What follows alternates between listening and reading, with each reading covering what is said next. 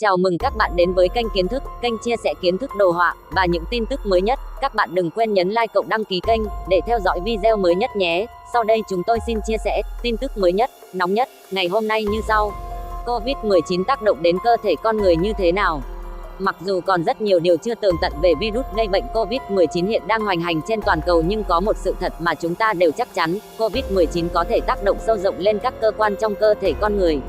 Đó là bản chất của chủng virus corona cũng khi chúng lây truyền từ động vật sang người. Không giống như virus anh em cùng họ gây cảm lạnh thông thường, Covid-19 do SARS-CoV-2 gây ra có ảnh hưởng trên khắp các cơ quan nội tạng người và cũng là lý do dịch Covid-19 đã làm tử vong hơn 300.000 người. Trong khi tỷ lệ tử vong do Covid-19 chỉ 1/5 so với SARS, song virus corona mới lại có tốc độ lan truyền nhanh hơn. Chủng coronavirus mới này rất giống với virus gây SARS về mặt di truyền, đến nỗi nó được đặt tên là SARS-CoV-2 theo Trung tâm Kiểm soát và Phòng ngừa Dịch bệnh Hoa Kỳ, CDC. Nhưng những gì thực sự sẽ xảy ra với cơ thể của chúng ta khi mắc Covid-19? Liệu căn bệnh này có để lại những biến chứng nặng nề không? Hủy hoại phổi.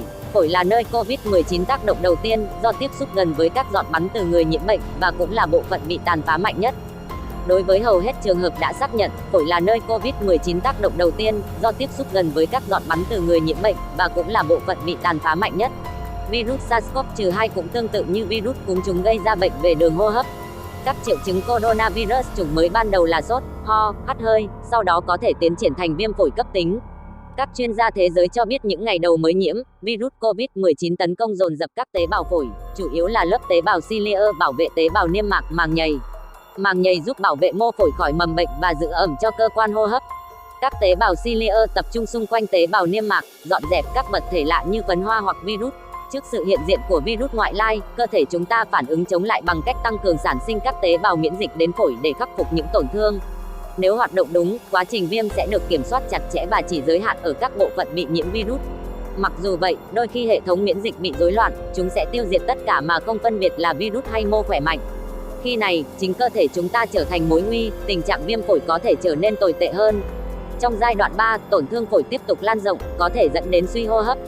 Trong trường hợp may mắn nhất là không tử vong thì người bệnh vẫn có nhiều khả năng chịu tổn thương phổi vĩnh viễn với đặc thù hình ảnh phim chụp phổi dạng tổ ong. Những lỗ hổng trên phổi này có thể là các mô sẹo do hệ miễn dịch quá mẫn tạo ra. Khi đó, người bệnh thường cần phải sử dụng máy thở để hỗ trợ hô hấp. Các vấn đề tim mạch. Các chuyên gia nước ngoài cho biết Covid-19 cũng có thể ảnh hưởng đến tim và mạch máu như làm nhịp tim không đều, tim bơm không đủ máu đến các mô hoặc gây huyết áp thấp và cần dùng thuốc. Tuy nhiên, cho đến nay vẫn chưa có cơ sở để khẳng định Covid-19 gây hại trực tiếp cho tim. Tổn thương gan. Khi virus lây lan từ hệ hô hấp, gan thường là bộ phận cuối chịu tổn thương. Dấu hiệu tổn thương gan được ghi nhận trong các trường hợp mắc Covid-19 thường nhẹ nhưng vẫn có ca tổn thương gan nghiêm trọng hơn, thậm chí là suy gan.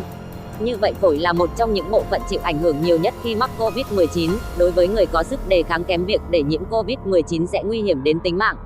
Do đó trong tình hình dịch đang phát triển và lan rộng trên toàn cầu hiện nay, có thể trong thời gian đến chúng ta sẽ có thêm nhiều ca nhiễm SARS-CoV-2 nữa. Tuy nhiên, những gì đã và đang diễn ra hiện nay cho thấy chính phủ và ngành y tế Việt Nam cũng như tất cả các ngành liên quan đã thực hiện khá tốt công tác dự phòng bệnh. Bộ Y tế tiếp tục đề nghị tăng cường công tác truyền thông trên tất cả các phương tiện về các biện pháp dự phòng cho cá nhân và cho cộng đồng, sử dụng khẩu trang, rửa tay thường xuyên. Người dân cần thường xuyên cập nhật thông tin về tình hình dịch bệnh tại địa phương, tuân theo các khuyến cáo dự phòng bệnh, không đến những nơi đông người nếu không thật sự cần thiết và nhất là không hoang mang lo lắng quá mức. Chúng ta hy vọng sẽ sớm đẩy lùi dịch bệnh và vượt qua giai đoạn khó khăn này. Virus gây bệnh Covid-19 EA truyền như thế nào? Virus gây bệnh viêm đường hô hấp cấp Covid-19 chủng mới của coronavirus lây lan khi dịch nhầy hay dịch tiết đường hô hấp chứa virus xâm nhập cơ thể chúng ta từ mắt, mũi, họng qua giọt bắn khi tiếp xúc trực tiếp với người bệnh hoặc thông qua bàn tay chạm vào những vật dụng trung gian chứa virus rồi đưa lên mặt. Các triệu chứng ban đầu của Covid-19 là gì? Các triệu chứng có thể bao gồm sốt, hơi ớn lạnh, ho, hụt hơi, khó thở, mệt mỏi, đau cơ, đau người, đau đầu, đau họng, mất vị giác, khứu giác, trong đó sốt, ho, khó thở là các triệu chứng điển hình. Thời gian ủ bệnh Covid-19 là bao lâu? Dựa trên những bằng chứng khoa học về lây nhiễm của SARS-CoV-2, theo đó, hầu hết bệnh nhân có thời gian ủ bệnh trung bình là 5 ngày, chỉ khoảng 10% có thời gian ủ bệnh kéo dài hơn nhưng dưới 14 ngày, rất cá biệt mới có trường hợp ủ bệnh đến 21 ngày. Người mắc Covid-19 không triệu chứng có thể lây lan bệnh không? Các nhà khoa học cảnh báo những người mắc Covid-19 không có triệu chứng lâm sàng vẫn có khả năng lây lan virus gây bệnh trong phòng ở của họ. Vì vậy các phòng điều trị bệnh nhân COVID-19 đối với những trường hợp từ không có triệu chứng đến có triệu chứng nhẹ được xem là môi trường bị ô nhiễm nghiêm trọng. Bị muỗi đốt có thể bị lây truyền COVID-19 không? Cho đến thời điểm này, chưa có bằng chứng cho thấy rằng virus corona chủng mới có thể lây truyền qua muỗi đốt. Virus corona chủng mới là virus gây bệnh chủng mới đường hô hấp lây truyền chủ yếu qua giọt bắn khi người bị nhiễm ho hoặc hắt hơi, hoặc qua giọt bắn nước bọt hoặc dịch mũi. Thời gian cách ly tập trung đối với COVID-19 là bao lâu? Trước mắt thời gian cách ly tập trung đối với những người có tiếp xúc gần với các ca bệnh dương tính với SARS-CoV-2 và các trường hợp nhập cảnh vào Việt Nam sẽ kéo dài 21 ngày thay vì 14 ngày so với trước đây. Giữ khoảng cách tối thiểu 1 mét tại các không gian chung, khu sinh hoạt cộng đồng. Ở trẻ em, đa số trẻ mắc COVID-19 có các biểu hiện lâm sàng nhẹ hơn người lớn, hoặc không có triệu chứng. Các dấu hiệu thường gặp ở trẻ em là sốt và ho, hoặc các biểu hiện viêm phổi. Virus corona tàn phá cơ thể người ra sao? Giới khoa học chưa hiểu nhiều về chủng virus corona mới gây dịch COVID-19, nhưng các bác sĩ tin rằng căn bệnh này gây tổn thương nhiều cơ quan quan trọng trong cơ thể người và gây nhiều đau đớn. Theo tạp chí National Geographic, khác với các chủng virus corona gây bệnh cảm cúm thông thường, các chủng corona gây bệnh sắc hội chứng hô hấp cấp nặng MIAS, hội chứng hô hấp Trung Đông và COVID-19, vốn lây từ động vật sang người, có sức tàn phá mạnh hơn hẳn. COVID-19 là tên gọi chung của bệnh do Tổ chức Y tế Thế giới WHO đặt, còn tên khoa học của nó là SARS-CoV-2, tức virus corona 2 gây hội chứng hô hấp cấp nặng. Nhóm nghiên cứu virus corona CSG thuộc Ủy ban Quốc tế về phân loại virus ICTV nhận định virus mới xuất hiện ở Trung Quốc có liên hệ với chủng gây dịch SARS hồi năm 2003. SARS là một chủng virus khá độc với tỷ lệ gây tử vong có thể lên đến 15%, theo WHO. Dựa trên các nghiên cứu mới về COVID-19 và những hiểu biết về SARS, MIAS, các nhà khoa học đưa ra một số giải thích về tác động của virus corona trên cơ thể người. Hai lá phổi là tan nát như bãi chiến trường. Đối với hầu hết bệnh nhân, COVID-19 bắt đầu và kết thúc đều ở phổi, lý do là họ virus corona chủ yếu gây ra bệnh đường hô hấp.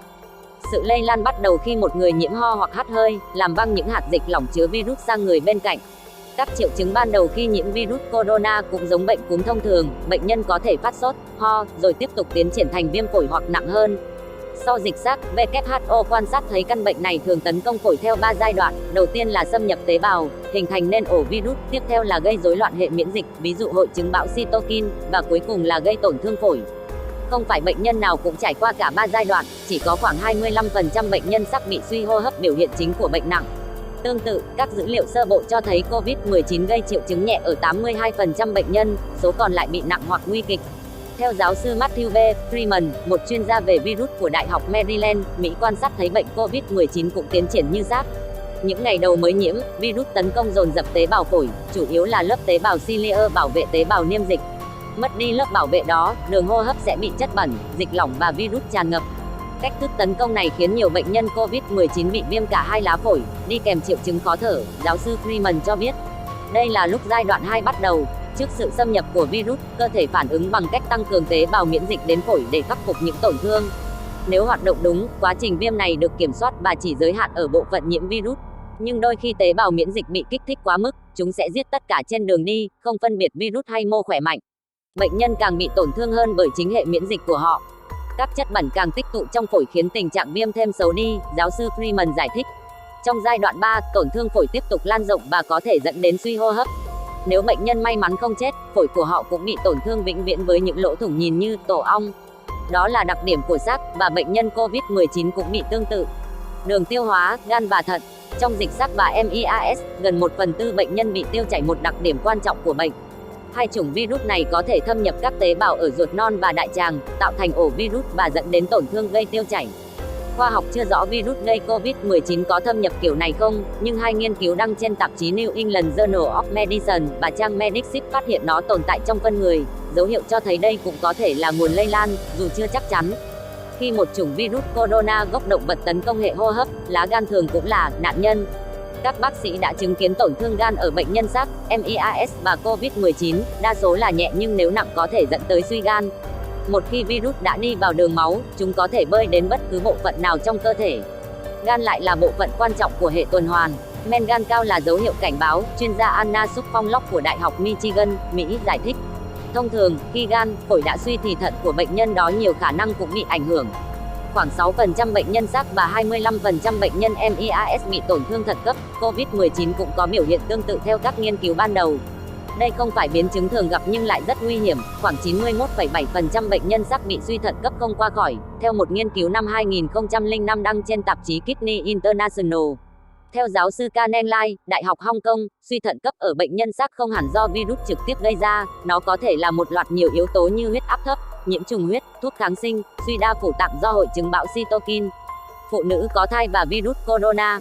Tuần trước, không ít người lo lắng khi nghe tin 2 em bé sơ sinh ở Vũ Hán nhiễm virus corona không lâu sau chào đời. Lập tức các nghi vấn đặt ra liệu mẹ có thể lây virus cho con trong bụng hoặc qua sữa. Trên thực tế, đường lây từ mẹ sang con không được quan sát thấy trong các nghiên cứu về SARS và MIAS. Theo nhà virus học Angela Rasmussen, Đại học Columbia, Mỹ có nhiều cách một em bé có thể nhiễm virus corona, chẳng hạn như sinh ra trong một bệnh viện nhiều người nhiễm. Một nghiên cứu mới đăng ngày 13 tháng 2 trên tạp chí uy tín The Lancet cũng trưng ra bằng chứng virus corona không truyền từ mẹ sang con. Nhóm khoa học theo dõi 9 phụ nữ nhiễm COVID-19 ở Vũ Hán và không phát hiện em bé nào sinh ra bị nhiễm. Nghiên cứu này tuy không loại trừ hẳn khả năng lây nhiễm trong quá trình mang thai, nó cho thấy cần phải thận trọng khi đưa ra dự đoán về căn bệnh. Virus này được truyền qua tiếp xúc trực tiếp với các giọt hô hấp của người bị nhiễm bệnh, được tạo ra do ho và hắt hơi, và chạm vào các bề mặt bị nhiễm virus. Virus COVID-19 có thể tồn tại trên bề mặt trong vài giờ, nhưng các chất khử trùng đơn giản có thể giết chết nó. Các triệu chứng có hồn bao gồm sốt, ho và khó thở. Trong trường hợp nghiêm trọng hơn, nhiễm trùng có thể gây viêm phổi hoặc khó thở.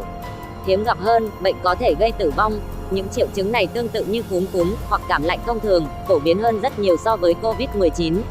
Đây là lý do tại sao kiểm tra là cần thiết để xác nhận nếu ai đó có COVID-19. Điều quan trọng cần nhớ là các biện pháp phòng ngừa chính là như nhau rửa tay thường xuyên và vệ sinh đường hô hấp, che miệng khi ho hoặc hắt hơi bằng khuỷu tay hoặc khăn giấy bị uốn cong, sau đó vứt khăn giấy vào thùng kín. Ngoài ra, có một loại vaccine cúm, vì vậy hãy nhớ giữ cho bản thân và con bạn cập nhật với việc tiêm phòng. Để phòng ngừa, các bạn nên rửa tay thường xuyên bằng xà phòng và nước sạch hoặc bằng dung dịch rửa tay có cồn. Che miệng và mũi bằng khuỷu tay hoặc khăn giấy khi ho hoặc hắt hơi, và vứt khăn giấy vào thùng rác. Tránh tiếp xúc gần với bất cứ ai có triệu chứng cảm cúm. Đi khám nếu bạn bị sốt, ho hoặc cảm thấy khó thở.